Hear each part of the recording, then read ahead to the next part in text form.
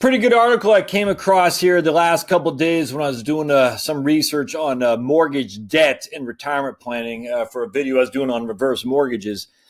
And I'm going to read it to you here. It's called Retiring with a Mortgage from MoneyZine.com. Actually, a pretty good article. I take some serious umbrage with some of their conclusions, but it's a good article nonetheless. And it might open some eyes, frankly, when it comes to your own retirement planning. And I hope if you're tuned to this channel, you can see where I'm going with this, because I'm telling you, man, my number one thing when I'm doing retirement planning, if you got no mortgage, you're in good shape. Literally, that's it. That's literally that simple. If you have no mortgage, you're going to be at a good place. If you have a mortgage, it's tough.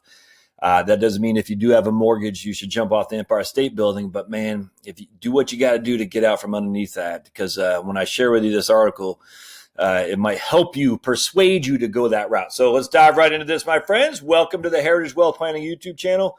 Don't forget to subscribe down below. This is the place you come to learn about financial planning, good, bad, and lots of ugly. So subscribe, comment, thumbs up, give me share the video if you will, and let's dive right into this. So if I can get my minute, there we go. All right.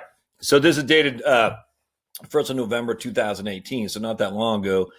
Who is the author? I didn't catch the author. So I'm not sure who it is. MoneyZine.com. And I'm not familiar with these guys, but it actually came up in my Google search real quick. So these guys obviously just have some what's called page authority and page authority, another one, but because this came up in Google search. So good on them for having a good blog. I'm not familiar with them, but I think I will be as the time goes on, because I do like this article. All right. There was a time when retiring with a mortgage was unthinkable.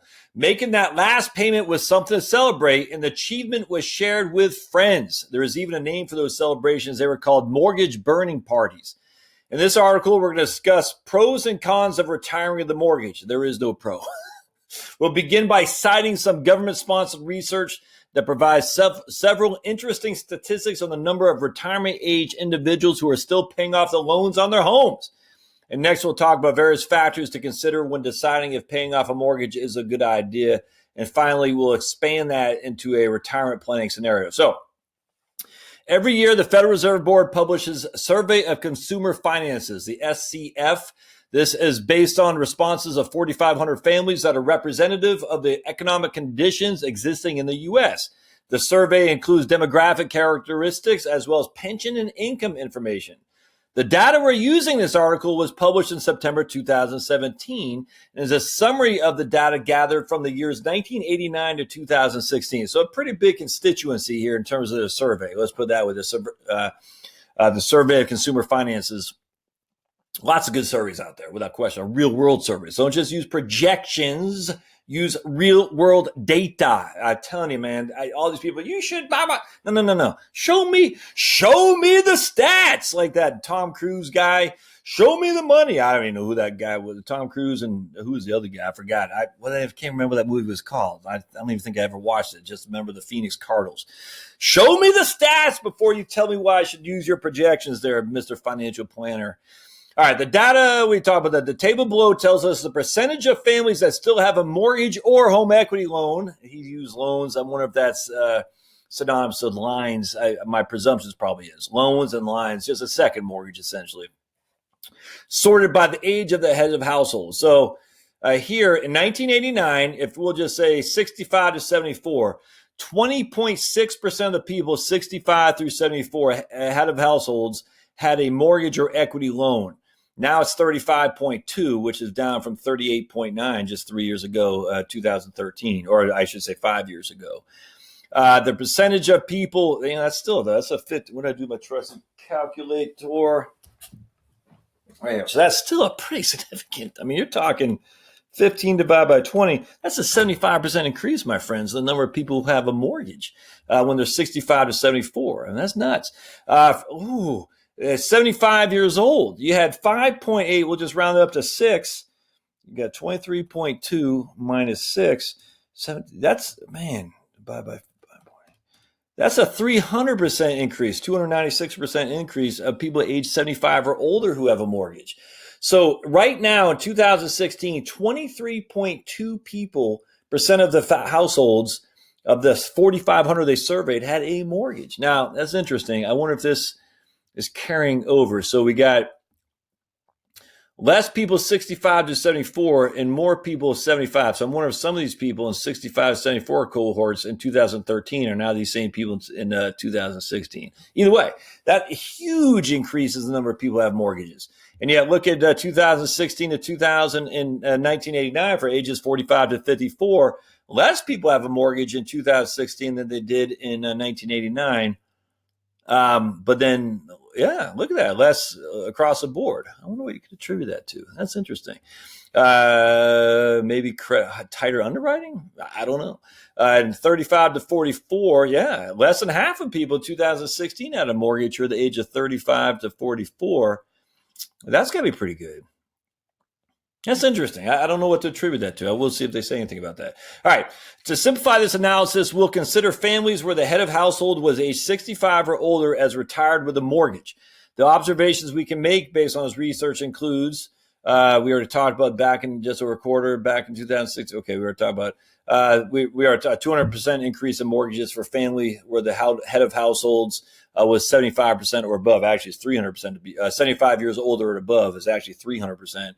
And second set of data, we're going to look at how much debt these retirees are carrying. That's even more important. Are they adjusting it for, it doesn't look like it's being adjusted for inflation. All right, so 1989, they're carrying $33,000. If you're 75 or older in 1989, you're carrying $33,900 of mortgage or equity loan debt. And 2016 is basically twice that, 3 times that. I don't know what you can I don't know. That's just different. I mean, the cost of housing, inflation, whatnot. You can't just look at that without looking at the other factors there. But either way, I could care about less about 1989. I do care about if in 2016, the average head of household who is 65 to 74 had a mortgage debt of $118,000. The average head of household who is over 75 had a mortgage debt of $92,000. That's nuts. Again, we're using a simplifying assumption that the head of household age 65 and older is retired with a mortgage. Based on the second set of data, we conclude the average mortgage or home equity loan for retired families where the head of household was aged 75 or older increased in size $136,000. Yeah, but see, I don't like that because the homes have increased in value. Even more incredible. I don't like that. The 2016 data sustains a continuous climb in mortgage and home equity loans. You can't, that's not a good comparison. What you should just do is how many people have debt at 65 to 74 on their mortgage, and what is it? And so right now, 35% of all people out there have a debt on their mortgage who are 65 to 74. And of those people, the average debt is $118,000. All right. We now have a lot more. Okay, based on these 2 sets of data, we now know the number of retirees and mortgages have been increasing significantly. Yep. Overall, we now have a lot more debt held by those in retirement than we did back in the 1980s. That's true. Paying off with a mortgage. Note, we're going to start this section with a warning. A mortgage is typically the largest loan carried by a household. Paying off a mortgage is a very big decision that needs to be thoroughly evaluated before taking action, blah, blah, blah. I don't know. Again, my experience, many years in this business, no mortgage is a better place to be. I don't know what that's like other than having rented a couple times. But if I'm retired, that's where I want to be. Anyone looking to pay off a mortgage must have excess funds that can be invested in their loan. No. You don't have to have excess funds. You can have a reverse mortgage. Hey, this is what drives you crazy. Look, I don't know who these guys are, but you don't need excess funds to invest in your loan. You don't. Once that condition exists, the loss opportunity cost is the primary factor determining whether paying down or paying off a mortgage is a sound decision. The opportunity cost would be the alternative investment. For example, someone could choose to invest in the stock market instead of paying off the loan. Paying off a loan is a low-risk investment. Money applied directly towards the loan principal provides the individual with a return on investment that is equal to the interest rate of the loan. That is true, 100%.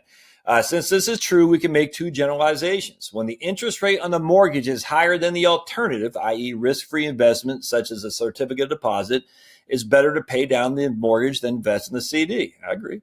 When the interest rate on a mortgage is lower than the alternative risk-free investment such as a CD, then it's better to invest in the CD than pay down the mortgage. So essentially, if you're paying 3% on your mortgage and you get 5% on the CD, you'd be crazy, according to this, to pay off the mortgage when you're getting a higher rate of return on the CD. That's a risk-free investment, though, and there's no CDs right now that are paying anywhere near your mortgage payment, that's for sure. And don't even say, well, I can deduct the interest payment. No, the vast majority of us are not going to be able to do that anymore. Alternatives to consider. One of the simple rules of thumb used by many planners is that we need to have enough resources to replace 70 to 80% of our income when retired. The rationale is that when retired, our expenses should be lower. For example, retirees no longer have a commuting expense to travel back and forth to work each day. This rule was also developed at a time when very few retirees had a mortgage to worry about each month. Okay. Based on the rules mentioned above, it might be tempting to use a 401k or Roth IRA to pay off a mortgage if prevailing rates of return for those plans are lower than the interest on the mortgage. Unfortunately, those decisions are not that simple. Living a comfortable retirement means balancing the desire to pay off the mortgage with the need to have a readily available source of savings to help pay for unexpected expenses. The last thing one will want to do is pay off a mortgage and be forced to take out a home equity loan to pay for medical expenses. This is like Dave Ramsey stuff here. Oh, my goodness. You're not going to take out a home equity loan if you have no income, my friends. It's just not happening. So you pay off your mortgage. You have $200,000 in your 401k. You use it to pay off your mortgage. You have no mortgage now. You're living large. Now you get some unnecessary medical expenses. And you say, how do I pay for this? I'm going to go to the bank to get a home equity loan. It's not going to happen. They're not going to loan you money. You don't have the income to support it. Remember, how do you pay for the loan? You have your cash income. Your income is what is going to support the loan. If you don't have enough income to support the loan, the bank sees they're going to have to foreclose on you. And banks don't want to do that. If someone is carrying high-cost loans such as credit card debt, then it makes sense for them to pay off a credit card by turning their attention to a mortgage. By turning their attention to a mortgage. Okay, so using a mortgage to pay off their credit card. Well, before turning their attention to the mortgage. Okay, gotcha. So if you got 3.5% on your mortgage and 8% on your credit card, don't even worry about your mortgage. Worry about your credit card. I completely agree with that. Similarly, if an investment can earn a higher rate than the interest charge on the mortgage, then making the investment is a better choice. Just keep in mind that higher returns are often accompanied by higher risk. That means you might not get that higher return. Again, projections versus guarantees. We guarantee you your mortgage is going to cost you a certain amount of money. We cannot guarantee your investments are going to earn you a certain amount of money. In the end, anyone trying to figure out retiring with a mortgage is a good idea will need to consider the alternatives. Are there risk-free investments to provide a higher rate of return than the interest rate on the mortgage or home equity? And the answer is no. Liquidity. I mean, a 10-year treasury bond right now, about the most risk-free investment you can find that's competitive to a mortgage rate is paying 2.7. That's just so there is no. And then again, those are going to be taxable too as income. Liquidity. The last thing anyone wants to do is use all their readily accessible money to pay down a mortgage and then borrow money for rainy day expense. All right. So the ideal situation is when someone has a relatively large sum of money in the bank or in a modest mortgage, paying down that makes a lot of sense, especially if currently invested in a CD earning around 1.5%. Okay. I'm stunned that they don't talk about reverse mortgages here. Stunned. My wife just texted me. Sorry, guys.